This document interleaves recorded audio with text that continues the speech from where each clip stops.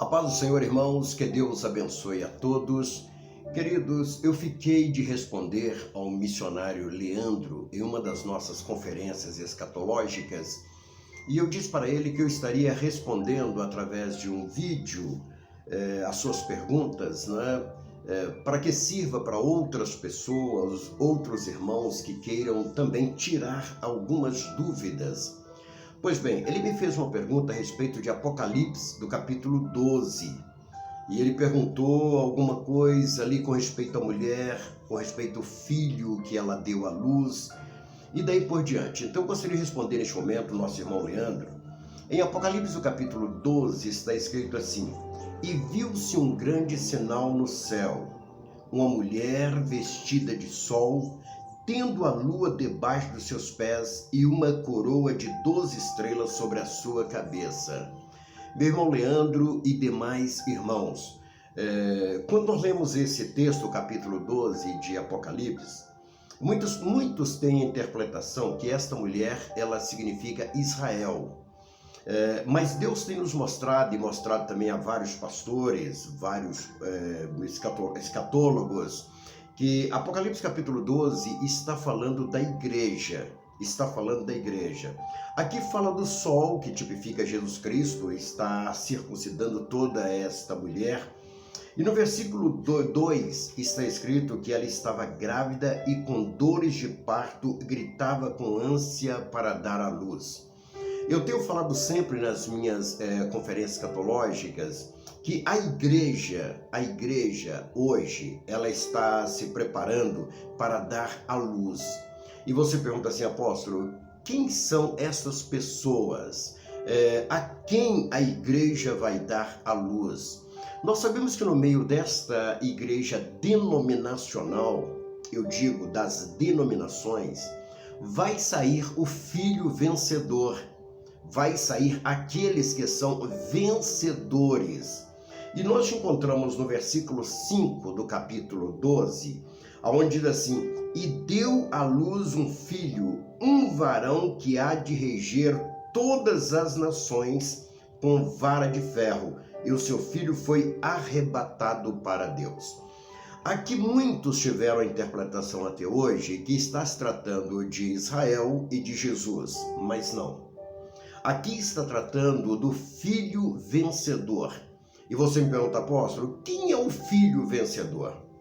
Escute bem, quando nós lemos lá em Efésios, do capítulo 4, no versículo 13, está escrito assim: Até que todos cheguemos à unidade da fé, o conhecimento do Filho de Deus, a varão perfeito, à medida e estatura de Cristo. Então, que conclusão que nós chegamos? Chegamos à conclusão de que no meio das denominações está sendo preparado o filho varão. Aqueles que estão crescendo, aqueles que estão amadurecendo. Se você olhar na sua Bíblia, que é a linguagem de hoje, você vai encontrar talvez assim: e ela deu à luz a um menino. Mas no original está um filho varão. E o filho varão não é um menino. No meio do povo judeu, o filho varão tem que ser um homem com 30 anos de idade, um homem sábio, um homem inteligente. Então ele é um varão, ele chegou a uma idade, ele amadureceu. O que nós então aprendemos aqui em Efésios, do capítulo 4, a partir do versículo 11? Está escrito a partir do versículo 11 que ele mesmo, o Senhor Jesus, ele deu para a igreja, ele deu apóstolos, ele deu profetas, ele deu evangelista, ele deu pastores e ele deu mestre. Com qual objetivo? Que nós possamos crescer, que a igreja possa amadurecer. E nós encontramos estes amadurecidos lá em Apocalipse capítulo 12, versículo 5, que está escrito: E deu à luz a um filho varão, que há de reger todas as nações com vara de ferro. Você me pergunta, apóstolo, os vencedores, aqueles que serão arrebatados, vão reger as nações com vara de ferro? É isto mesmo. Olha, os que serão arrebatados antes da grande tribulação, eu repito, Os que serão arrebatados antes da grande tribulação, eles retornarão com Cristo, como está em Apocalipse capítulo 19, versículo 11, retornarão com Cristo para reger as nações juntamente com Cristo. Você pergunta assim, onde encontramos um texto para que nós possamos tirar como base? Preste bem atenção. Em Apocalipse, do versículo 2, vamos olhar aqui para que você possa entender. Em Apocalipse do capítulo 2, do versículo 26 e 27, está escrito assim: E ao que vencer e guardar até o fim as minhas obras, eu lhes darei poder sobre as nações, e com vara de ferro as regerá.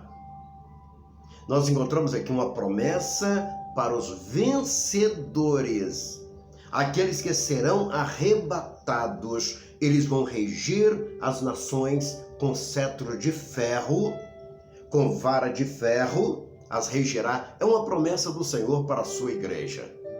Muito bem, eu termino aqui este vídeo dizendo algo para você. Preste bem atenção.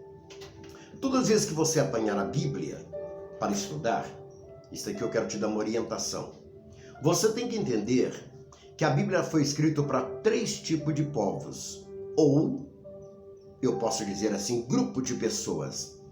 A Bíblia foi escrita primeiramente para os judeus, ela é a palavra de Deus para os judeus. Segundo lugar, ela é a palavra de Deus para as nações. Em terceiro lugar, ela é a palavra de Deus para a igreja. Você pergunta assim, como nós podemos dividir ou encontrar o Senhor falando para esses 3 grupos de pessoas? Eu digo para você uma coisa, 75% do que está escrito aqui foi falado para os judeus, para a nação judaica. Existe uma porcentagem que foi escrito para as nações e um número pequeno do que está escrito na Bíblia para a igreja. Eu encontro o Senhor Jesus Cristo se dirigindo à igreja depois que ele ressuscitou, então ele se dirige à igreja. Eu quero findar apenas com uma pergunta, para que você possa então estar meditando. Nós acreditamos nas dispensações. Assim que encerrou a dispensação da lei, teve início a dispensação da graça. É a dispensação que nós estamos vivendo hoje, já faz 2000 anos a dispensação da graça. Uma pergunta eu quero te fazer. A dispensação da graça, ela teve início com o nascimento de Cristo ou com a sua morte e ressurreição? Eu vou perguntar novamente.